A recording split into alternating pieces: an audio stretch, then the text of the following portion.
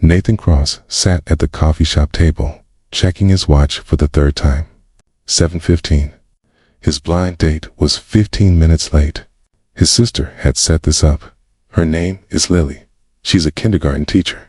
You'll love her. And Nathan had reluctantly agreed after months of pressure at 36.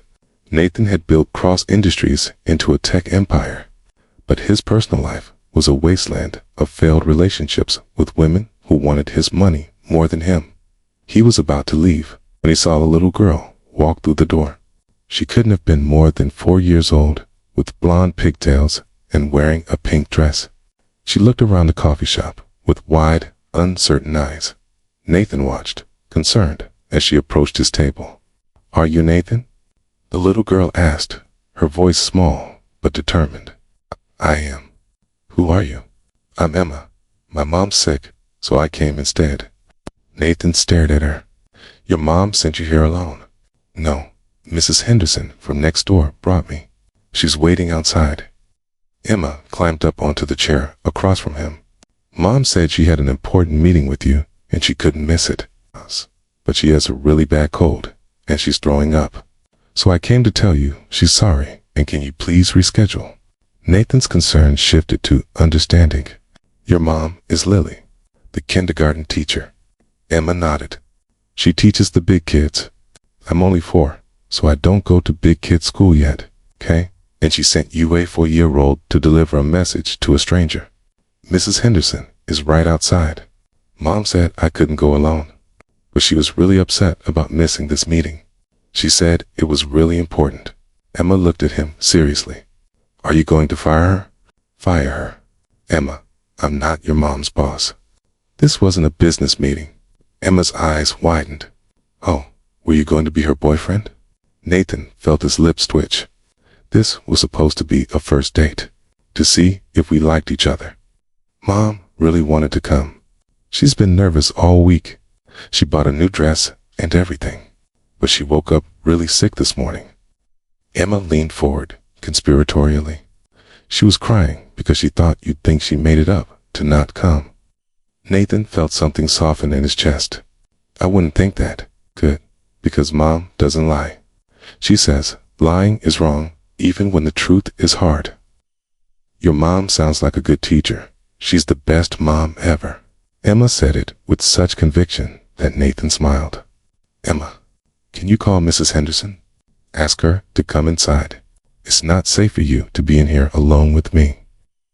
Emma pulled out a child's smartwatch and pressed a button. "Mrs. Henderson, the man says you should come inside." "Yes, he's nice. ... No, he's not scary. ... Okay."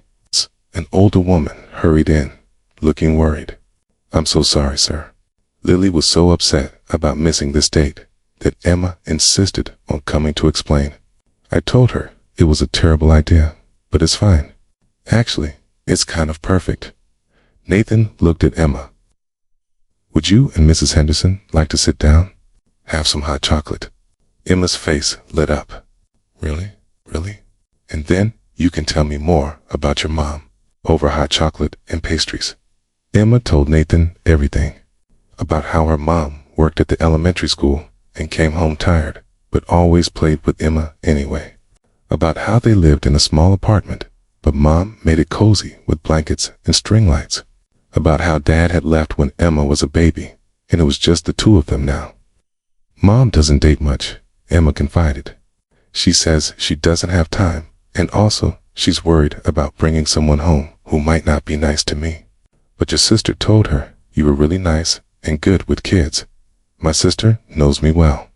"Do you have kids?" "No, I've never been married." "Why not?" Nathan found himself being more honest with this 4-year-old than he'd been with most adults. "Because I wasn't sure anyone liked me for me. I have a lot of money, and sometimes people care more about that than about who I actually am." Emma considered this seriously. "Mom says money isn't what makes people good. Being kind is what makes people good. Are you kind?" "I try to be, Pen. You're probably a good person, even if you have lots of money." Yeah. After an hour, Mrs. Henderson said they needed to go. Nathan walked him outside and gave Emma his business card. "Okay, you give this to your mom.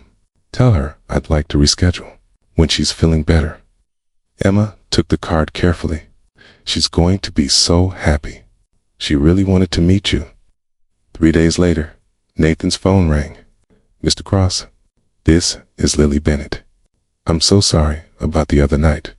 I swear I was actually sick, not making excuses." Emma already explained everything. She was very thorough. I'm mortified that she showed up at a date. That must have been so awkward. Actually, it was one of the best dates I've had in years. Your daughter is remarkable. Smart, funny, honest. She told me all about you. Oh God, what did she say? That you're the best mom ever. That you work hard and play with her, even when you're tired.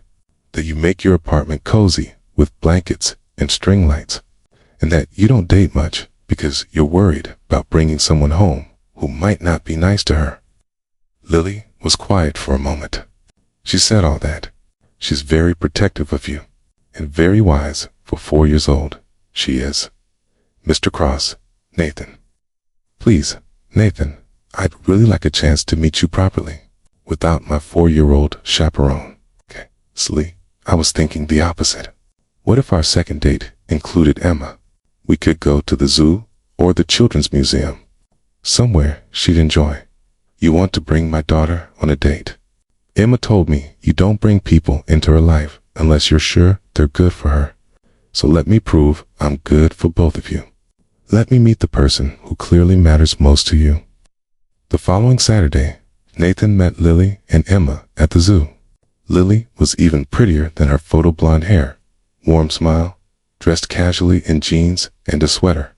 But what struck Nathan most was how she looked at Emma with such obvious love and dedication. "Thank you for this," Lily said, as Emma ran ahead to see the penguins. "Most guys would have run screaming after my daughter crashed their date. Most guys are missing out. Emma's great." For the next few months, Nathan dated both of them, Lily and Emma, as a package deal.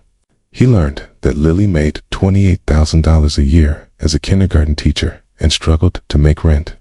He learned that she'd been engaged once. Her fiancé had left when he found out she was pregnant, saying he wasn't ready for kids. He learned that she'd built a life for herself and Emma out of determination and love, without help from family or Emma's father, and he fell in love with both of them. 6 months after Emma had walked into that coffee shop, Nathan proposed not to Lily alone, but to both of them, in Lily's small apartment, decorated with blankets and string lights. Lily. When Emma walked into that coffee shop and told me her mom was sick, so she came instead, I thought it was going to be the worst date ever. Instead, it was the beginning of everything. Emma showed me who you were, a mother who teaches her daughter that honesty matters, that being kind is more important than having money. Emma showed me what you value, and I've spent 6 months trying to prove I shared those values. He knelt down. "So I'm asking both of you, Lily, will you marry me? Emma, will you let me be your dad?" Emma threw her arms around his neck. "Yes, I knew you were nice." Lily was crying. "Nathan, I come with so much, a daughter, student loans, tiny apartment. You come with everything I've been looking for. A family, a partner who values what matters. A daughter who taught me that sometimes the best things come from unexpected beginnings."